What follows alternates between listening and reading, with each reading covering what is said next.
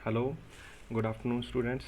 आज हम अपना नया टॉपिक स्टार्ट करने वाले हैं जिसका नाम है इलेक्ट्रोस्टैटिक्स 2। ये कॉम्पिटिटिव जो एग्ज़ाम्स की तैयारी करवाते हैं उन इंस्टीट्यूट्स में हम इलेक्ट्रोस्टैटिक चैप्टर को इलेक्ट्रोस्टैटिक 1 और इलेक्ट्रोस्टैटिक 2 में डिवाइड कर लेते हैं। ये चैप्टर काफ़ी बड़ा है, पूरा चैप्टर, बट अब स्कूल्स में ये एक जैसे ही करवा देते हैं। तो हम स्टार्ट कर रहे हैं इलेक्ट्रोस्टैटिक्स 2। ठीक है, इलेक्ट्रोस्टैटिक्स 2 है जो, इसको पढ़ने से पहले आपको बेसिक चीज़ों का ज्ञान होना चाहिए। तो सबसे पहले मैं वो बेसिक चीज़ों पे डिस्कशन करता हूँ। तो पहली डिस्कशन है discussion on area vector. Area vector. अच्छा, पहले आप ये सोचिए कि एरिया एक वेक्टर क्वांटिटी है कि स्केलर क्वांटिटी है। ठीक है, तो अगर सोच लिया तो सुनो, एरिया जो है, area is a vector quantity. ये एक वेक्टर क्वांटिटी है। ठीक है। अच्छा, कैसे वेक्टर क्वांटिटी? वेक्टर क्वांटिटी में दो चीज़ों का क्रॉस प्रोडक्ट होता है। तो मान लीजिए ये मेरे पास एक स्क्वायर है।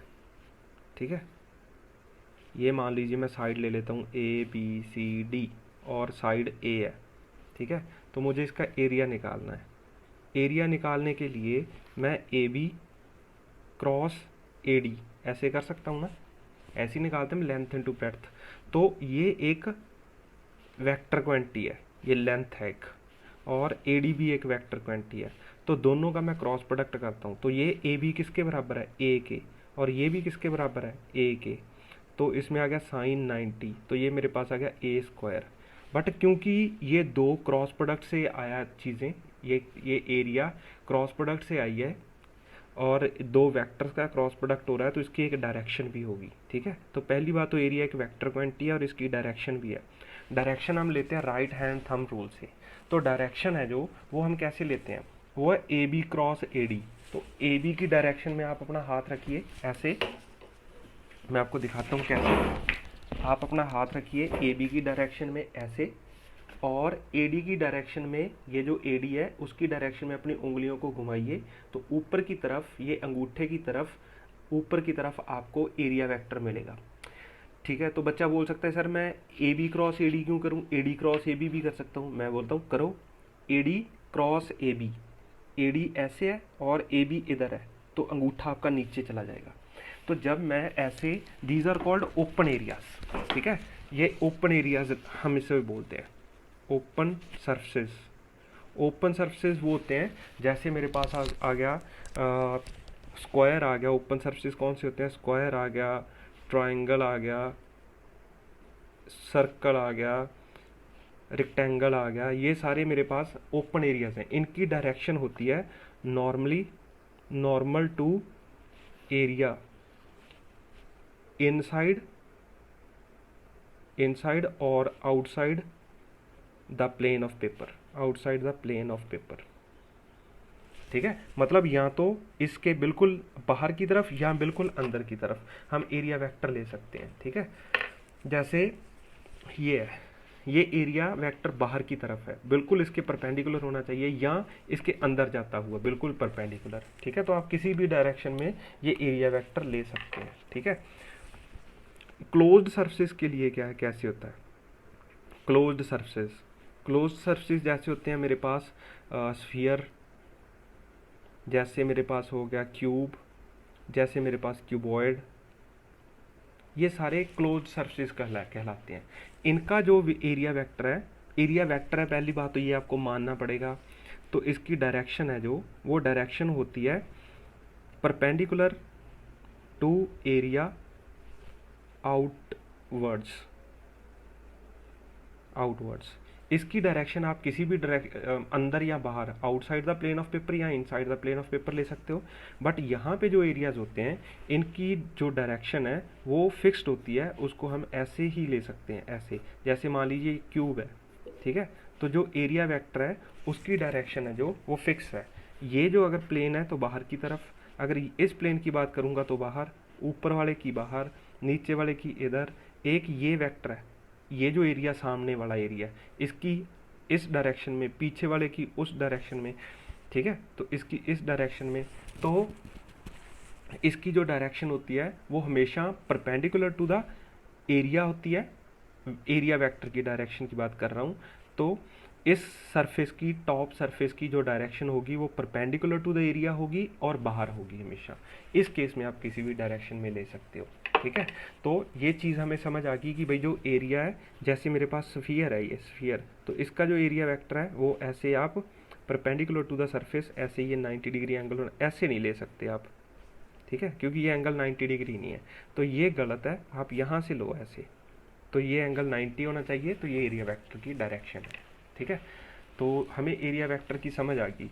अब हम छोटा सा एरिया वेक्टर निकालने की कोशिश करते हैं, जस्ट फॉर, मतलब आप मान लीजिए कि प्रैक्टिस के लिए हम ऐसे ऐसे कोऑर्डिनेट सिस्टम बनाते हैं हम, ये x y x and z, ये कोऑर्डिनेट सिस्टम है मेरा। और इसमें मान लीजिए मैंने यहाँ पे एक स्क्वायर प्लेट खड़ी कर दी, स्क्वायर प्लेट, ये ऐसे,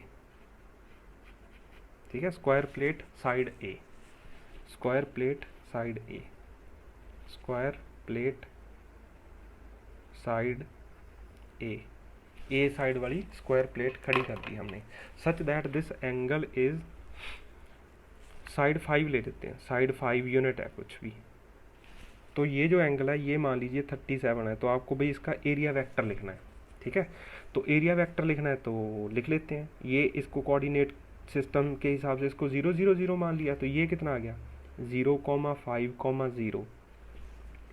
अब देखिए, ये अगर बिल्कुल, ये लेंथ है 5, ये लेंथ है 5, तो इसके कोऑर्डिनेट्स क्या होंगे इस पॉइंट के, इस पॉइंट के अगर आपको कोऑर्डिनेट्स लिखने हैं तो थोड़ा सा ध्यान से लिखने पड़ेंगे, क्योंकि अगर ये वाली जो प्लेट है, स्क्वायर प्लेट है, बिल्कुल 0 डिग्री बना रही होती इसके साथ, तो ये 5 पे जाके ख़त्म होती। बट अगर मैं इसको थोड़ा सा इधर घुमा दूंगा 37 पे, तो ये जो एक्स एक्सिस पे इसकी शेडो बनेगी वो कितनी होगी, वो हो जाएगी, क्योंकि ये 5 है तो एक्स एक्सिस पे इसकी शेडो कितनी बन जाएगी, वो आ जाएगी 5 cos 37, ठीक है। मतलब इस पॉइंट के जो कोऑर्डिनेट है वो कितने हैं, 5 cos 37 क्या आता है 4/5, तो वो मेरे पास आ गया 4।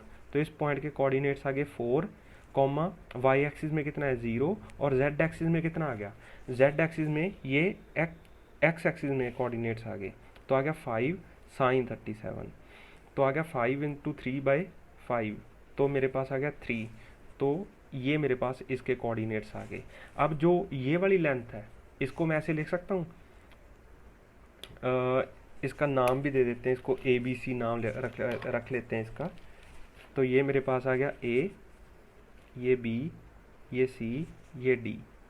तो जो मेरे पास AB है उसको मैं लिख सकता हूँ 0 + 5j + 0, और जो AD है उसको मैं लिख सकता हूँ 4i + 0 + 3k। तो अब मेरे को एरिया वेक्टर निकालना है, ये AB वेक्टर है, ये AD वेक्टर है, तो A area vector is equal to AB vector cross AD vector. तो ये मेरे पास आ गया 5j क्रॉस 4i + 3k, ठीक है। तो इसका मैं क्रॉस प्रोडक्ट करता हूँ, j क्रॉस i, आपको क्रॉस प्रोडक्ट लेना आता होगा i j k, ऐसे लिखते हैं हम, ऐसे इनको मल्टीप्लाई करते हैं ऐसे। अगर i j मल्टीप्लाई हो रहे हैं तो k आ जाएगा answer.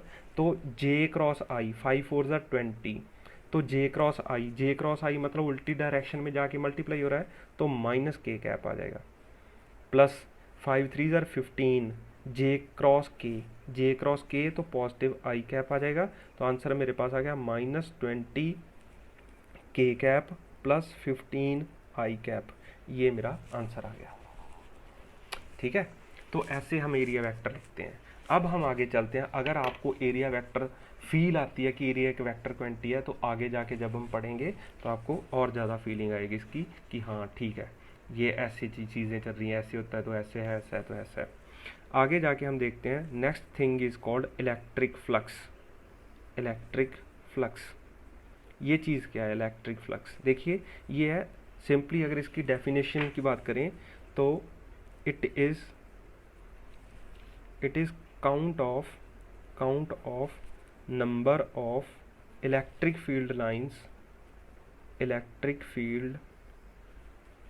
Lines crossing an area, कि भाई कितनी इलेक्ट्रिक फील्ड लाइंस एक एरिया को क्रॉस कर रही हैं, और इसको रिप्रेजेंट करते हैं फाई से। ठीक है, इलेक्ट्रिक फ्लक्स को फाई से रिप्रेजेंट करते हैं, फाई से। तो जो फाई है ना वो तीन चीज़ों पे डिपेंड करती है आगे जाके। सबसे पहली चीज़ वो इलेक्ट्रिक फील्ड की स्ट्रेंथ पे डिपेंड करती है, इलेक्ट्रिक फील्ड स्ट्रेंथ। देखिए ये मैं समझाता हूँ। मान लीजिए कि ये मेरे पास एक एरिया है, ठीक है, ऐसे ये फ्लैट एरिया एक ऐसे। तो सबसे पहले मान लीजिए यहाँ से 50 इलेक्ट्रिक फील्ड लाइंस आ रही हैं, तो 50 की 50 इसको क्रॉस कर रही हैं एरिया को। दूसरी जगह किसी दूसरी जगह 100 इलेक्ट्रिक फील्ड लाइंस आ रही हैं, तो एरिया मैंने सेम रख दिया। ठीक है, तो अगर वो 100 इलेक्ट्रिक फील्ड लाइंस इसको क्रॉस कर रही हैं तो obviously number of electric field lines ज़्यादा क्रॉस करेंगी। तो पहली बात तो इलेक्ट्रिक फील्ड के ऊपर डिपेंड करता है कि कितनी इलेक्ट्रिक फील्ड कितना है वहाँ पे, क्योंकि अगर ज़्यादा होंगी तो ज़्यादा क्रॉस कर जाएंगी, अगर कम होंगी तो कम क्रॉस करेंगी। ठीक है, तो इलेक्ट्रिक फ्लक्स एक तो इलेक्ट्रिक फील्ड के स्ट्रेंथ पे डिपेंड करता है। दूसरा चीज़ स्ट्रेंथ का मतलब कि कम एरिया में, जैसे मान लीजिए मैं दो इलेक्ट्रिक फील्ड ऐसे ड्रॉ करके दिखाता हूँ आपको। एक तो ये इलेक्ट्रिक फील्ड है और एक मान लीजिए ये इलेक्ट्रिक फील्ड है, ऐसे ऐसे मान लीजिए बाहर की तरफ आ रही हैं लाइंस, इलेक्ट्रिक फील्ड लाइंस इसमें से भी। तो ऐसे ये है जो वो उतने ही एरिया में कम number of electric field lines हैं, ये उतने ही एरिया में मान लीजिए ज़्यादा number of electric field lines है, तो इसकी स्ट्रेंथ कम है और इसकी स्ट्रेंथ ज़्यादा है। तो ये चीज़ होगी। दूसरी बात है जो फाई है वो डिपेंड करती है एरिया के ऊपर, area perpendicular to electric field. ठीक है, जैसे मान लीजिए ये है, मान लीजिए यहाँ पे 100 इलेक्ट्रिक फील्ड लाइंस है ऐसे डायरेक्शन में, इस डायरेक्शन में चल रही हैं ऐसे। तो उनके सामने मैंने 2 मीटर स्क्वायर का एरिया रख दिया, तो सपोज वो सारी की सारी 2 मीटर में से क्रॉस कर जाती हैं।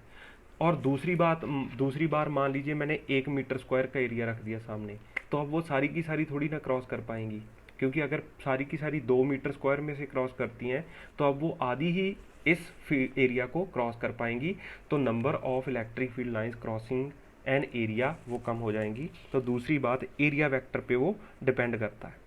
ठीक है, तीसरी बात है जो है angle between area vector and electric field. इन दोनों के बीच का जो एंगल है उस पर भी डिपेंड करता है इलेक्ट्रिक फील्ड। वो कैसे करता है, वो ऐसे करता है। देखिए मान लीजिए कि ये एरिया है, ठीक है, ऐसे ये मेरा एरिया है फ्लैट ऐसे, और इधर से इलेक्ट्रिक फील्ड लाइंस आ रही हैं। अगर वो इलेक्ट्रिक फील्ड लाइंस ऐसे हैं, मैं इसको ऐसे समझाता हूँ, ये इलेक्ट्रिक फील्ड लाइंस आ रही हैं और इस एरिया को क्रॉस कर रही हैं, वो सारी की सारी सीधी आ रही हैं। एरिया वेक्टर कैसा है, ऐसा।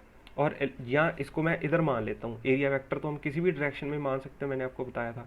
तो बिल्कुल परपेंडिकुलर टू द सरफेस ऐसे मान लेते हैं, और इलेक्ट्रिक फील्ड लाइंस भी ऐसे आ रही हैं। तो अगर दोनों में एंगल 0 डिग्री है, एरिया वेक्टर में और इलेक्ट्रिक फील्ड लाइंस में, तो सारी की सारी लाइंस यहाँ से क्रॉस करके दूसरी तरफ चली जाएंगी। अगर मान लीजिए मैं वो सारी की सारी लाइंस को, एरिया वेक्टर तो ऐसा है, ठीक है ना, ऐसे, और अगर वो सारी की सारी लाइंस मैं ऐसे कर दूं कि वो सारी की सारी लाइंस भाई ऐसे आ रही हैं, ऐसे ऐसे, तो इस एरिया में से कितनी गई, कोई भी नहीं, सारी की सारी तो बाहर से निकल गई ऐसे। तो मतलब कहने का कि जब एंगल 90 डिग्री हो गया, ऐसे एरिया वेक्टर है और ऐसे इलेक्ट्रिक फील्ड लाइंस है, दोनों में एंगल 90 डिग्री हो गया, तो इसमें से कितनी पास करेंगी, 0। और अगर मैं एंगल अपना ऐसे कर लूँ, ऐसे ऐसे, तो कुछ कुछ अंदर जाएंगी और कुछ ये वाली हैं जो वो बाहर से चली जाएंगी। ठीक है, तो ये एंगल पे डिपेंड करता है। अब एंगल पे डिपेंड करता है, हमने देखा कि जब थीटा 90 था तो जो फाई है उसकी वैल्यू 0 हो जाती है। ये थीटा 90 ट्रिग्नोमेट्रिक किस फंक्शन पे आता है वो हमें पता है, वो कॉस 90 है जो वो 0 होता है। इसीलिए जो यहाँ पे एंगल आएगा वो कॉस थीटा आएगा। ठीक है, समझ आया कॉस थीटा क्यों लिया, क्योंकि जब एंगल 90 डिग्री बनता है तब वो फाई 0 होता है, इसका मतलब कॉस 90 ही 0 होता है। इसीलिए ये जो फाई है वो कॉस थीटा पे डिपेंड करता है। तो जो मेरा फाई है वो एक्चुअल में क्या बन गया, वो phi is equals to E vector dot A vector, dot नहीं लिखते इसको, मैं ऐसे लिख लेता हूँ, ई वेक्टर का मैग्नीट्यूड ए वेक्टर का मैग्नीट्यूड इंटू कॉस थीटा।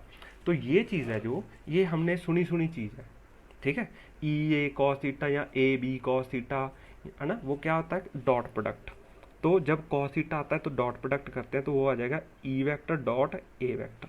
तो जो फ्लक्स है फाई, वो इस चीज़ पे डिपेंड करता है, किस पे, इलेक्ट्रिक फील्ड पे, एरिया वेक्टर पे, ठीक है, एरिया कितना है, और angle between area vector and electric field दोनों पे, उसके कॉस थीटा पे डिपेंड करता है, ठीक है। तो जो मेरे पास फाई आ गया वो आ गया ई वेक्टर डॉट ए वेक्टर, ठीक है। तो अगर मान लीजिए मेरा ई या ए वेरिएबल है तो हम फाई को लिख लेते हैं, फाई इज इक्वल टू ऐसे ई वेक्टर डॉट ए वेक्टर, ठीक है। तो ये इंटीग्रेट करके लिख लेते हैं हम, इंटीग्रल फॉर्म है इसकी फ्लक्स की। अब इसके यूनिट की बात करते हैं, यूनिट क्या है इसका, यूनिट देखिए ई ए कॉस थीटा है, कॉस थीटा के तो यूनिट नहीं होते, ये तो एक डायमेंशनलेस क्वांटिटी है। तो इलेक्ट्रिक फील्ड क्या आती है, फोर्स पर यूनिट चार्ज, ठीक है। तो न्यूटन पर कूलम, और एरिया के मीटर स्क्वायर। तो जो मेरे पास डायमेंशन आए, न्यूटन पर कूलम मीटर स्क्वायर, ये आ गया। ये डायमेंशंस हैं इसके, सॉरी यूनिट्स हैं इसके। डायमेंशंस भी आप फाइंड कर सकते हो, कोई ख़ास बात नहीं है। डायमेंशंस लिखने हैं तो फाई के डायमेंशंस आ जाएंगे। इलेक्ट्रिक फील्ड होती है force per unit charge, force के होते हैं MLT-2 और चार्ज के होते हैं AT, ठीक है। तो एरिया के होते हैं L स्क्वायर। तो मेरे पास आ गया ML cube T-3 and A-1। तो ये मेरे पास फाई के डायमेंशंस आ गए, ठीक है। तो यहाँ तक हमें समझ आ गई चीज़। अच्छा, इसके बाद हम चलते हैं कुछ एग्जांपल्स की तरफ। इसी फ्लक्स के ऊपर, फाई के ऊपर हमें कुछ एग्जांपल्स देखनी है, ठीक है। तो एक एग्जांपल ऐसे देखिए, ध्यान से देखिए। जैसे मान लीजिए ये एरिया है, कोई भी एरिया स्क्वायर प्लेट है, ठीक है, और यहाँ से इलेक्ट्रिक फील्ड लाइंस जा रही हैं सच दैट ये इसका रेडियस है, ये रेडियस है इसका, ठीक है, इस सर्कुलर प्लेट का। और इलेक्ट्रिक फील्ड लाइंस ऐसे जा रही हैं, ऐसे, ये ऐसे, और ये एंगल है जो, वो है मान लीजिए 30 डिग्री मान लेते हैं हम। तो अब बताइए, ये इलेक्ट्रिक फील्ड ई है और इसका एरिया मान लो रेडियस इसका आर है, तो बताइए फ्लक्स कितना होगा, फाइंड द फ्लक्स। तो आप इसको खुद ट्राई कीजिए, find flux through this plate, find flux. तो आपने अगर खुद ट्राई कर लिया तो देखिए, फाई होता है मेरे पास ई ए कॉस थीटा। अब ई कितना है, ई है, और एरिया कितना है, pi r square. What is cos theta, क्या कॉस थीटा 30 है, नहीं। यही तो इसमें ट्रिक है क्वेश्चन में, ये 30 डिग्री नहीं है। हमें जो ए फाई लेना, सॉरी थीटा लेना है ना, थीटा है angle between electric field and area vector, और एरिया वेक्टर परपेंडिकुलर होता है। तो अगर ये 30 है तो ये 60 डिग्री आ गया, तो यहाँ पे मैं लिखूंगा कॉस 60 डिग्री। तो ये आ गया मेरे पास ई पाई आर स्क्वायर बाई 2, कॉस 60 होता है 1/2, ठीक है। तो ये मेरे पास आंसर है इसका। और देखिए क्वेश्चन है, मान लीजिए कि ये मेरे पास एक फाई है, सॉरी स्क्वायर प्लेट है, स्क्वायर सर्कुलर प्लेट, और this area radius is r, और जो इलेक्ट्रिक फील्ड लाइंस जा रही हैं वो जा रही हैं ऐसे, ठीक है, इसके ऊपर से ऐसे, इस डायरेक्शन में, और ये जो एंगल है ये है 45 डिग्री। अब बता सकते हो कितना फ्लक्स होगा, ठीक है। ये उसका टॉप व्यू है, ठीक है, टॉप व्यू है। ये है साइड व्यू था, साइड व्यू और टॉप व्यू आप समझ सकते हो कि अगर मैं बिल्कुल उसको टॉप से देखता हूँ तो ये टॉप व्यू आ गया, और अगर मैं उसको ऐसे साइड से देखते हैं हम तो ये साइड व्यू आ गया उसका। तो ये साइड व्यू दिखाया गया था ऐसे करके, और इलेक्ट्रिक फील्ड लाइंस कुछ ऐसे जा रही थी ऐसे। अब जो है वो ऐसा टॉप व्यू और इलेक्ट्रिक फील्ड लाइंस ऐसे जा रही हैं इसमें से, ठीक है। तो अब फाई कितना होगा, आप स्क्रीन पॉज करके सोचिए और आंसर लिखिए अपना। तो मैं सॉल्व करता हूँ, तो इसका फाई हो जाएगा 0, बिकॉज देखिए इलेक्ट्रिक फील्ड लाइंस इसमें से कोई भी क्रॉस नहीं करी, सारी की सारी ऊपर से चली गई ऐसे। तो वो तो इसके साथ एंगल चाहे जो मर्जी बनाए, ऐसा रहे, ऐसी रहे, ऐसी रहे, ऐसी रहे, ऐसी रहे, ऐसी रहे, बट वो इसमें से एरिया में से तो ना क्रॉस कर रही, वो तो ऊपर से जा रही है ऐसे। अगर इस एरिया को क्रॉस करके ऐसे जाए तो फ्लक्स मिलेगा, ऐसे थोड़ी ना फ्लक्स मिलता है कोई, ठीक है। तो इसमें 0 आ गया। और देखिए, जैसे मान लीजिए कि मेरे पास एक ऐसे स्क्वायर क्यूब है, ऐसे क्यूब है, एक क्यूब साइड ए, एक क्यूब है और उसकी साइड है ए, क्यूब साइड ए, और ऐसे इलेक्ट्रिक फील्ड लाइंस आ रही हैं और इधर से इलेक्ट्रिक फील्ड लाइंस आ रही हैं ऐसे, ठीक है। तो आपको बोला जाए find flux through cube, find flux through cube, cube के थ्रू फ्लक्स बताइए। तो सॉल्व कर लेते हैं हम। जो इलेक्ट्रिक फील्ड है वो है ई, तो ई वेक्टर है जो वो है मेरे पास, मान लीजिए इलेक्ट्रिक फील्ड ई नॉट मान लेते हैं। तो इलेक्ट्रिक फील्ड है वो ई नॉट आई कैप, मतलब एक्स एक्सिस में है वो इलेक्ट्रिक फील्ड लाइंस, ठीक है, बिल्कुल ऐसे 90 पे जा रही हैं ऐसे। तो अब मेरे को एरिया वेक्टर लिखना है। एरिया वेक्टर देखिए, यहाँ पे जो मैं एरिया वेक्टर ड्रॉ करूँगा, मैंने आपको बताया था क्लोज्ड सरफेस के बाहर होता है एरिया, तो इसका एरिया वेक्टर आ जाएगा ऐसे। तो वो एरिया वेक्टर कितना होगा, ए स्क्वायर आई कैप माइनस आई कैप, क्योंकि ये नेगेटिव एक्स एक्सिस की डायरेक्शन है, ये पॉजिटिव एक्स एक्सिस की डायरेक्शन है। तो यहाँ पे एरिया वेक्टर लिखूंगा तो वो हो जाएगा ए स्क्वायर आई कैप। तो जो मेरे पास एरिया वेक्टर आ गया, एरिया वेक्टर कितना आ जाएगा, एरिया वेक्टर आ गया मेरे पास ए स्क्वायर आई कैप, ये लिख रहा हूँ, माइनस ए स्क्वायर आई कैप। तो अब मैं फ्लक्स लिखता हूँ, वो मेरे पास कितना है, ई वेक्टर डॉट ए वेक्टर। तो ई वेक्टर है मेरे पास ई नॉट आई कैप, और ये आ गया ए स्क्वायर आई कैप माइनस ए स्क्वायर आई कैप। तो अगर मैं इसको सॉल्व करता हूँ तो आई डॉट प्रोडक्ट होता है ना, तो i cap dot i is 1, तो E naught A square minus E naught A square, तो आ गया 0। तो मतलब कहने का कि जब ऐसे फ्लक्स जितनी नंबर ऑफ लाइंस अंदर गई उतनी ही बाहर आ जाती हैं, तो ई की जो फ्लक्स की वैल्यू फाई की वो 0 हो जाती है, ठीक है। तो मैं यहाँ पे लिख देता हूँ, that is number of electric field lines in is equal to number of electric field lines out. जितनी अंदर गई उतनी कितनी बाहर आ गई, तो phi net is equal to 0। तो इसमें से फ्लक्स कितना हो गया, 0।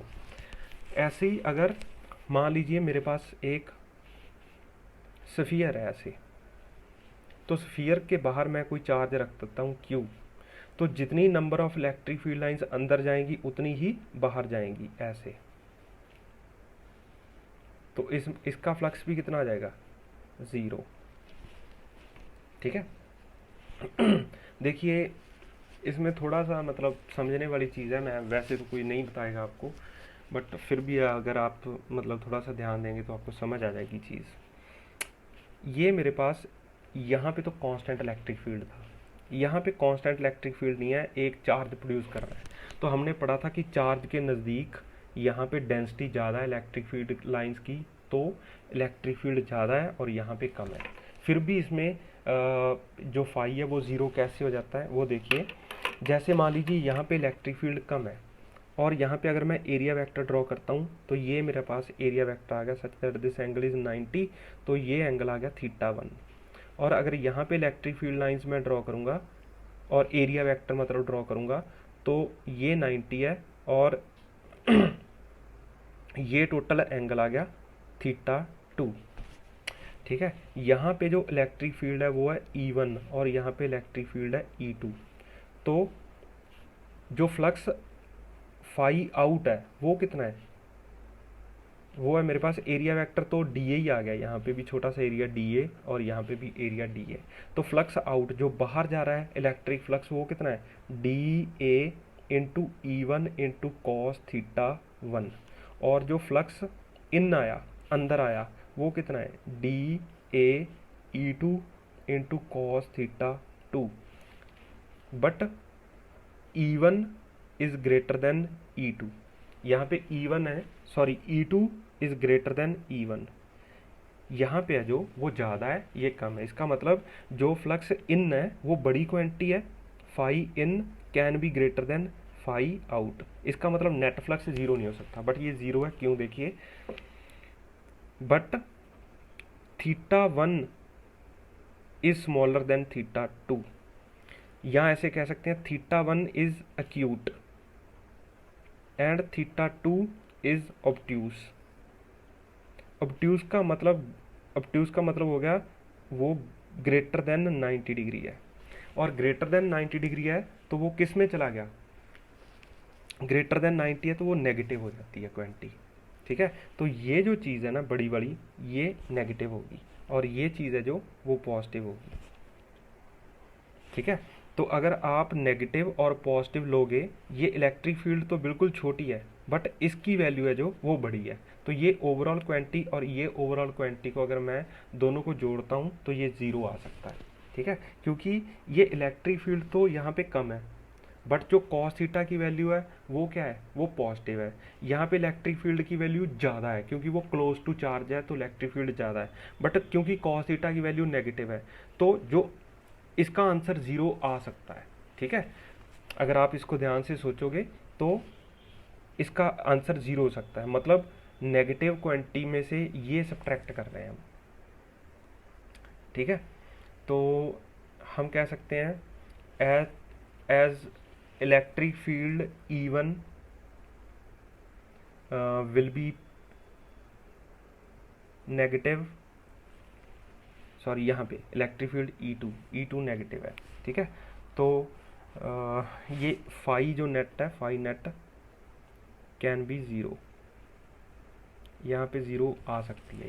ये समझने की बात है थोड़ी सी कि इलेक्ट्रिक फील्ड यहाँ पे कम है और यहाँ पे ज़्यादा है, तो जो फाई नेट है वो पॉजिटिव आने के चांसेस हैं, बट वो पॉजिटिव आ नहीं रहे क्योंकि यहाँ पे जो एंगल बन रहा है वो एक्यूट बनता है और यहाँ पे ऑब्ट्यूस बनता है, और ये क्वांटिटी नेगेटिव हो जाती है, ये पॉजिटिव हो जाती है, तो ये वैल्यू है जो वो ज़ीरो ही आएगी। ठीक है, अच्छा, तो आगे चलते हैं हम। इसका मतलब अगर मैं बाहर कुछ वो रखता हूँ चार्ज, किसी स्फीयर के बाहर कोई चार्ज रखता हूँ, तो उसका जो फाई है वो फाई नेट इसमें से कितना हो जाएगा? वो ज़ीरो हो जाएगा, ये कहने की बात है। अब आगे जो चीज़ है that is called Gauss law, और we can say Gauss theorem. वो चीज़ पढ़ रहे हैं हम, गॉस थ्योरम। तो उस गॉस थ्योरम या गॉस लॉ को हम पहले सीखेंगे कि क्या है। मान लीजिए कि एक स्फीयर है मेरे पास ऐसे, और इसका जो रेडियस है वो है r, और इसके अंदर हमने चार्ज रख दिया q। ठीक है, तो इस q की वजह से जो इलेक्ट्रिक फील्ड लाइंस हैं वो हर एक डायरेक्शन में जा रही हैं, ऐसे ऐसे, वो हर एक डायरेक्शन में इलेक्ट्रिक फील्ड लाइंस ऐसे जा रही हैं बाहर की तरफ,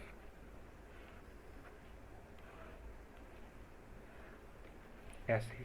ये इलेक्ट्रिक फील्ड लाइंस ऐसे बाहर की तरफ जा रही हैं। तो यहाँ पे अगर मैं एक छोटा सा एरिया ले लूँ, यहाँ पे मैं एक छोटा सा एरिया DA ले लूँ, तो जो DA है वो एरिया भी बाहर की तरफ है। यहाँ पे भी मैं अगर छोटा सा एरिया ले लूँ DA, तो वो एरिया वेक्टर भी ऐसे बाहर है। अगर यहाँ पे भी छोटा सा एरिया D ले लूँ DA, तो वो भी बाहर है। ठीक है, तो जो मेरे पास इलेक्ट्रिक फील्ड है यहाँ पे, इलेक्ट्रिक फील्ड यहाँ पे कितनी है? वो होता है KQ/r², KQ/r², क्योंकि रेडियस इसका r है। तो इस चार्ज की वजह से हर एक पॉइंट पे सेम इलेक्ट्रिक फील्ड होगा, क्योंकि सारे पॉइंट इस सेंटर वाले चार्ज से इक्वी डिस्टेंट है।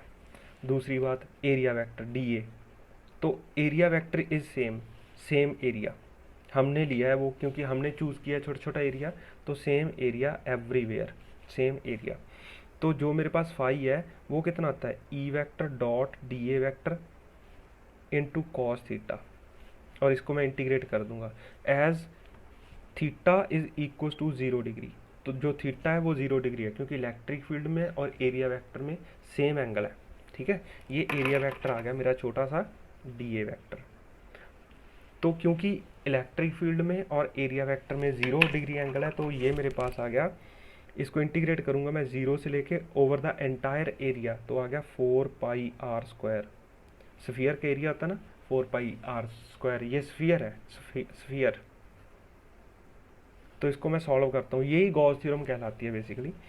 तो मेरे पास आ गया ई, ये तो 1 हो गया, ई की जगह मैं क्या लिख देता हूँ KQ/r², और एरिया वेक्टर को मैं इंटीग्रेट करता हूँ तो वो आ जाएगा ए, DA को इंटीग्रेट किया तो ए आ गया, और इस पे हम लिमिट लगा देंगे ऐसे 0 से लेके 4πr² तक। तो मैं इसको सॉल्व करता हूँ तो KQ/r² इंटू 4πr² आ गया, ठीक है।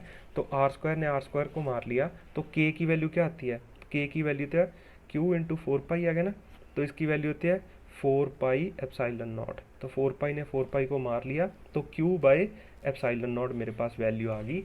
अगर मैं एक स्फीयर के अंदर एक चार्ज रखता हूँ तो उसमें से निकलने वाला जो फ्लक्स है वो होता है q/ε0। q मतलब q inside, inside charge, inside charge. अगर आप ध्यान से देखोगे ना तो ये वैल्यू देख के कहाँ पता चलता है कि ये स्फीयर का रेडियस r था, ठीक है। ये जो फ्लक्स निकलता है इसमें से वो इंडिपेंडेंट है डिस्टेंस के, ठीक है। तो इसको अगर आप देखोगे ध्यान से तो आपको बिल्कुल पता नहीं चलता कहीं पे भी कि ये फ्लक्स जो है, मतलब ये जो चार्ज है वो r डिस्टेंस पे रखा गया था एरिया से, तो वो उससे इंडिपेंडेंट है, ठीक है। इसी चीज़ को हम आगे चल के देखते हैं। जैसे मान लीजिए मेरे पास एक स्फीयर है, इसके अंदर मैंने उसी चीज़ को मैं रिपीट कर रहा हूँ, इसके अंदर हमने q चार्ज रख दिया जिसका रेडियस r है, तो फ्लक्स कितना हो गया q/ε0, जो हम अभी पढ़ के हैं। अगर मैं इसके ऊपर एक बड़ा स्फीयर ले लूँ तो उसमें से इलेक्ट्रिक फील्ड लाइंस कितनी निकलेंगी, उसमें से कितनी निकल जाएंगी, अगर ये रेडियस 2r है तो भी इतनी होगी 5/ε0। ये कैसे हो गया, क्योंकि देखिए हमने सेंटर पे एक चार्ज रख दिया तो, और उसको स्फीयर के अंदर रख दिया, तो स्फीयर इस चार्ज से निकलने वाली इलेक्ट्रिक फील्ड लाइंस इस स्फीयर को पूरे को क्रॉस कर जाएंगी, ठीक है। और वही की वही सारी की सारी लाइंस इसको भी क्रॉस करने वाली हैं, ठीक है। इसको आप ऐसे समझिए, जैसे मान लीजिए मेरे पास एक स्फीयर है, उसके अंदर हमने एक बल्ब जला दिया, तो बल्ब से निकलने वाली जो किरणें हैं, रोशनी की किरणें, वो इस पूरे के पूरे एरिया को क्रॉस करेंगी। ऐसे ही अगर मैं एक और स्फीयर ऊपर लगा दूं तो वही सारी की सारी जो रेज हैं वो इस एरिया को भी क्रॉस करके बाहर जाएंगी ऐसे, ठीक है। तो मतलब जितनी एनर्जी इसको क्रॉस करके जाएगी वही सारी की सारी एनर्जी बाहर वाले को भी क्रॉस करके जाएगी। इन लाइंस की जगह, जो रे ऑफ लाइट है, इसकी जगह हमने क्या यूज़ किया है, इलेक्ट्रिक फील्ड लाइंस। तो जितनी लाइंस अंदर वाले एरिया को क्रॉस करेंगी उतनी की उतनी बाहर वाले को भी क्रॉस करेंगी। इसीलिए चाहे आप किसी भी शेप में रख दो, अगर मैं इसको एक क्यूब में भी बाद में रख देता हूँ तो वही की वही लाइंस क्यूब को भी क्रॉस करेंगी, और फ्लक्स है जो q/ε0 ही आता है हमेशा, ठीक है। यही गॉस लॉ था, ठीक है। यही गॉस लॉ है कि अगर आप एक क्लोज सरफेस के अंदर चार्ज रखते हो तो उसमें से निकलने वाला फ्लक्स होता है q/ε0। q/ε0, q इन है जो अंदर चार्ज रखा हुआ है।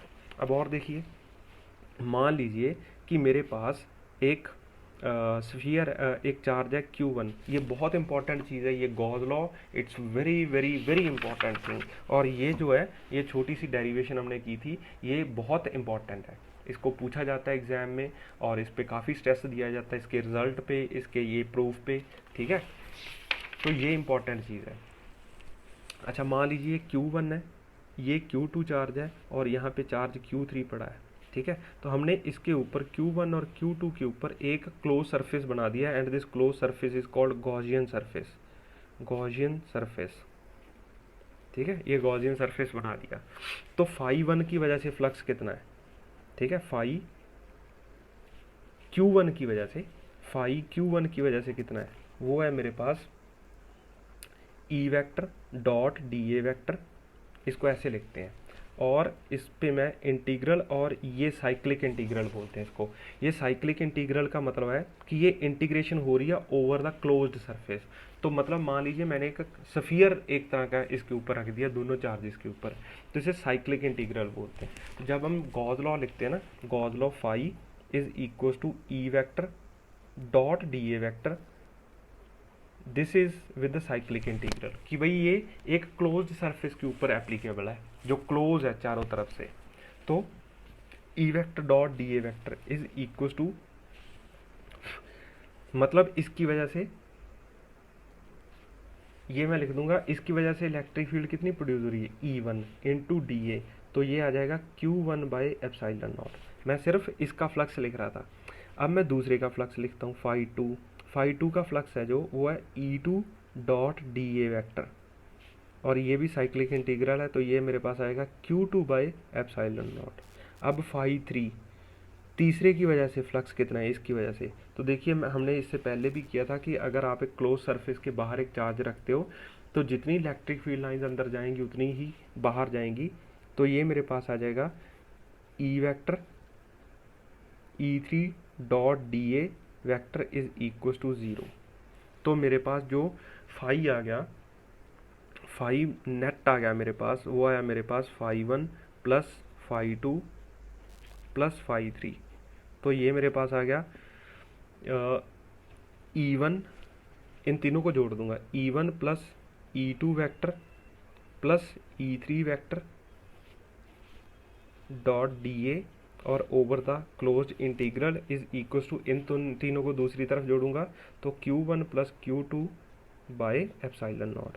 तो जो मेरे पास वैल्यू आई फ्लक्स की वो आई E one vector plus E two vector plus E three vector dot D A is equal to Q one plus Q two by epsilon naught. तो इसमें इसमें क्या ख़ास बात है, इसमें ख़ास बात ये है कि भाई जो फ्लक्स निकलता है वो इस चीज़ पे डिपेंड करता है कि चार्ज अंदर कितना बैठा है, ठीक है। तो इस पे जो ख़ास बात है वो ये है कि जो फ्लक्स है फाई, वो इस चीज़ पे डिपेंड करता है कि क्यू इन कितना है, क्यू इन अंदर चार्ज कितना बैठा है। जो ये है इसकी वजह से फ्लक्स नहीं हम कैलकुलेट करते, बट इलेक्ट्रिक फील्ड है जो यहाँ पे ये लिखी गई है वो तीनों की वजह से होती है, ठीक है। इलेक्ट्रिक फील्ड तीनों की वजह से होती है। तो जो गॉस लॉ है इसको मैं और एक्सप्लेन करता हूँ।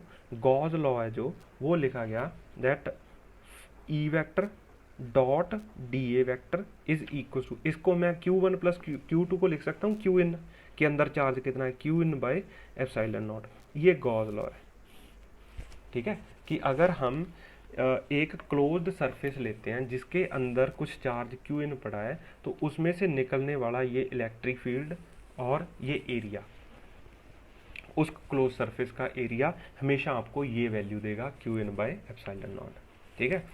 तो इसमें जो चीज़ें इंपॉर्टेंट हैं वो ये है दैट इस चीज़ में जो क्यू इन है वो है charge inside closed area only. जो क्लोज्ड एरिया के अंदर है उन्हीं चार्जेस को हम कंसिडर करते हैं।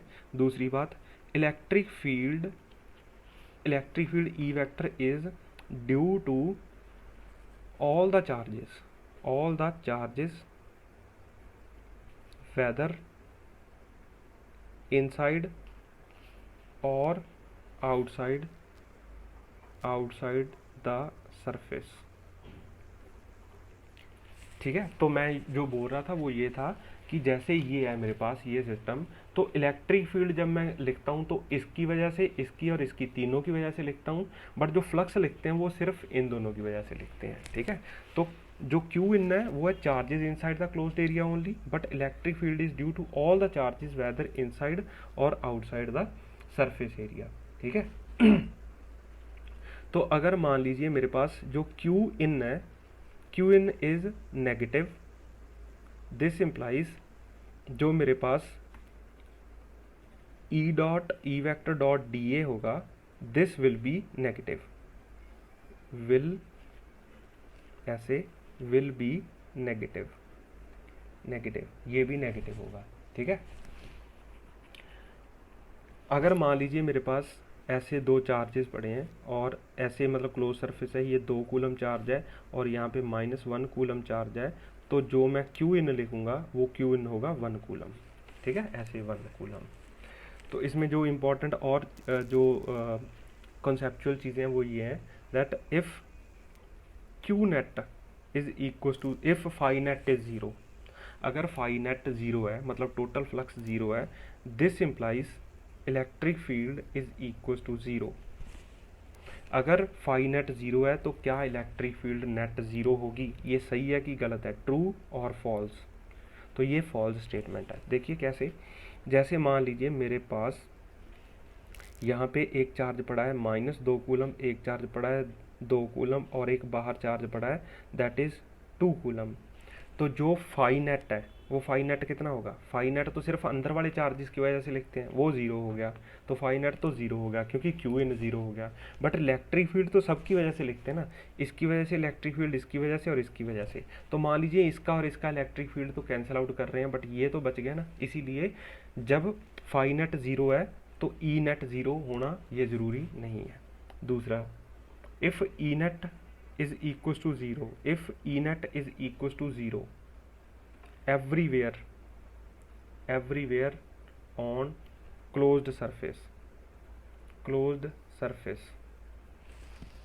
this implies phi net is equals to zero. ये सही है कि गलत है? अगर मान लीजिए ई नेट टोटल ज़ीरो है, ठीक है, तो क्या फाई नेट ज़ीरो होगा? बिल्कुल बिल्कुल सही है। अगर ई नेट ज़ीरो है, मान लीजिए इसी केस में ये नहीं है सपोज, तो ई नेट कितना हो गया? ज़ीरो। अगर वो ई नेट ज़ीरो हो गया तो वो टोटल जो फ्लक्स है, क्योंकि ई नेट ज़ीरो होने के लिए अंदर जो चार्जेस बैठे हैं वो दोनों इक्वल एंड ऑपोजिट होने चाहिए। अगर क्यू इन ज़ीरो हो गया तो फाई नेट भी ज़ीरो हो जाएगा। ठीक है। तीसरी बात, if Q in is equal to zero, this implies phi is equal to zero. बिल्कुल सही है, ट्रू, हमें पता है। चौथी बात, if Q in is equal to zero, this implies E is equal to zero, electric field zero. अगर Q in zero है तो हमेशा इलेक्ट्रिक फील्ड ज़ीरो है? नहीं, फॉल्स। ये केस हमने देखा है कि यहाँ पे इलेक्ट्रिक फील्ड ज़ीरो नहीं है। ठीक है, तो ये हमें कुछ कुछ चीज़ें समझ आ गई। और देखिए, मान लीजिए कि हमने एक क्लोज सरफेस ले लिया, एग्जांपल्स करते हैं हम इसी फ्लक्स पे। मान लीजिए कि एक क्लोज सरफेस है हमारे पास, ऐसे ये क्लोज सरफेस है, गॉसियन सरफेस, और यहाँ पे चार्ज हमने क्यू रख दिया, तो फाई कितना होगा इसमें से, मतलब नेट फ्लक्स कितना निकलेगा बाहर? ज़ीरो, क्योंकि जब भी एक क्लोज सरफेस के बाहर चार्ज होता है तो जितनी लाइंस अंदर जाती है उतनी ही बाहर निकलती हैं। और अगर मान लीजिए ऐसा सरफेस हो गया, ऐसा, और यहाँ पे चार्ज क्यू आ गया, तो फाई कितना है इसमें? That is equal to Q by epsilon naught. ठीक है, वो हम जानते हैं अकॉर्डिंग टू गॉस लॉ। और अगर मान लीजिए क्लोज सरफेस नहीं है, ऐसा है सरफेस, और यहाँ पे ये हेमिस्फीयर है और यहाँ पे हमने चार्ज क्यू रख दिया, तो बताइए भाई इसमें से फ्लक्स कितना निकलेगा? सोचो, देखो कैसे निकलेगा। हमने क्या किया, इस स्फीयर को अपनी तरफ से पूरा कर लिया, और ये एक स्फीयर है, तो हमें पता है कि टोटल स्फीयर में से कितना चार्ज निकलता है। टोटल फाई कितनी निकलती है? टोटल फाई निकलती है क्यू बाई एप्सिलॉन नॉट, और आधे में से कितनी निकलेगी? ठीक है, आधे में से, हेमिस्फीयर में से कितनी निकलेगी? हेमिस्फीयर में से निकलेगी क्यू बाई 2 एप्सिलॉन नॉट, तो ये निकल जाएगी आधे में से। और देखिए, जैसे मान लो कि हमारे पास एक स्क्वायर प्लेट है, ठीक है, स्क्वायर प्लेट साइड ए, स्क्वायर प्लेट साइड ए, ये स्क्वायर प्लेट है, साइड ए है, और यहाँ से ऊपर a/2 ऊपर हवा में हमने यहाँ पे चार्ज रख दिया q, ये a/2 है। तो आपसे पूछा जाए कि बताइए इसमें से फ्लक्स कितना निकलेगा बाहर, इसमें से कितना फ्लक्स निकलेगा? तो ऐसे क्वेश्चन को करने के लिए आप हमेशा एक क्लोज सरफेस लें। अगर मैं इस पर क्लोज सरफेस ड्रॉ करूँगा तो मैं यहाँ पे अपनी तरफ से जो मैं कंस्ट्रक्शन करूँगा वो ऐसे कर लूँगा कि मैं इसको एक क्यूब बना लूँगा ऐसे। ठीक है, ऐसे क्यूब बना लेते हैं इसको, ऐसे, ये ऐसे। अब ये क्यूब के बिल्कुल बीचों बीच आ गया, तो क्यूब, टोटल क्यूब में से कितना फ्लक्स निकलता है, क्यू बाई एप्सिलॉन नॉट। और इस सरफेस में से कितना निकलेगा, ये क्यूब का कितना है 1/6 है, तो मतलब फाई नेट कितना निकला बाहर, जो मतलब फाई थ्रू प्लेट वो कितना निकला, वो है जो टोटल फ्लक्स पूरे एरिया में से निकल रहा है उसका 1/6 है, तो Q by 6 epsilon not, Q by 6 epsilon not. क्योंकि देखिए पूरा हमने ये a/2 पे है, तो ये टोटल a हो गया, ये a साइड होगी, क्यूब बना लिया ना हमने, सोचिए क्यूब बना लिया, तो क्यूब के बिल्कुल बीचों बीच एक हमारे पास ये चार्ज आ गया। अगर ये चार्ज आ गया तो टोटल क्यूब में से कितना फ्लक्स निकल रहा है, क्यू बाई एप्सिलॉन नॉट, तो उसके एक फेस में से कितना निकलेगा, उसका 1/6, that is Q by 6 epsilon naught. ठीक है, क्यू बाई 6 एप्सिलॉन नॉट। ऐसे ही एक लास्ट क्वेश्चन और करते हैं। जैसे मान लीजिए हमारे पास एक क्यूब है, क्यूब साइड ए, ठीक है, क्यूब है साइड ए का, क्यूब साइड ए, और यहाँ पे हमने इसके एक कॉर्नर पे एक चार्ज रख दिया, चार्ज। तो बताइए भी इसमें से कितना फ्लक्स जाएगा, ये साइड ए है, साइड ए, क्यूब साइड ए, बताइए कितना फ्लक्स जाएगा। तो देखिए ये बहुत अच्छा क्वेश्चन है। ये हमने एक साइड पे इसको रख दिया, अगर मैं देखूंगा तो नेट जो कंट्रीब्यूशन है इस चार्ज क्यू का, चार्ज क्यू है मान लीजिए, इसका कंट्रीब्यूशन अंदर कितना है, वो है 1/8, that is Q by 8। Q inside कितना आ गया, क्यू बाई 8, वो कैसे आ गया, आप अपने किसी भी रूम में देखिए, रूम के एक कॉर्नर पे मान लीजिए एक चार्ज पड़ा है, अगर मैं इसको ऐसे मान लो इस कॉर्नर पे एक चार्ज पड़ा है, तो मैंने इसको ऊपर से काट दिया तो आधा चार्ज रह गया, इसको इस साइड से भी काट दिया, इस साइड से, तो क्यू बाई 4 चार्ज रह गया। अगर मैं इसको आधा और काट दूंगा तो क्यू बाई 8 चार्ज रह गया। ठीक है, तो अंदर चार्ज जो नेट इलेक्ट्रिक फील्ड छोड़ रहा है वो कितना है, क्यू बाई 8। ये तो क्लियर हो गया। अब और देखिए, इसकी जो इलेक्ट्रिक फील्ड लाइंस हैं वो इस सरफेस के, ये जो सरफेस है, ये वाला सरफेस, ये सरफेस इसके पैरेलल है, इसके भी पैरेलल है और इसके भी पैरेलल है। ठीक है, 3 सरफेस के पैरेलल है, तो वो कितनों को परपेंडिकुलरली बाइसेक्ट कर रही है। ठीक है, तो देखिए एक कॉर्नर पे पड़ा है, इसको एक तो बाइसेक्ट करके जाएगी इस एरिया को, एक इस एरिया को, और एक पीछे वाले एरिया को उधर जाएगी। तो इसका मतलब अगर मैं टोटल इसमें से फ्लक्स लिखूं, total flux through cube, total flux कितना होगा, टोटल फ्लक्स हो जाएगा क्यू बाई 8 एप्सिलॉन नॉट, और इस सरफेस में से कितना होगा, उसका 1/3, तो 1/3 by Q by 8 epsilon not, तो आ जाएगा क्यू बाई 24 एप्सिलॉन नॉट। इसको आप सोचिए और करिए। दूसरा मेथड इसको आप ऐसे भी कर सकते हो कि ये है ना, मैंने ये लिया चार्ज, तो हम क्या करें, इस पे एक बड़ा स्फीयर बना लें, ऐसे, सॉरी स्फीयर नहीं, वो क्यूब, इस पे बड़ा क्यूब ड्रॉ करते हैं एक, ऐसे, जिसकी साइड है 2a, ऐसे ऐसे। ठीक है, तो ये उसके बीचों बीच आ गया, ये 2a साइड का हमने क्यूब ले लिया, मान लीजिए ऐसे और ऐसे, ऐसे और ऐसे, और इसको मिला दिया।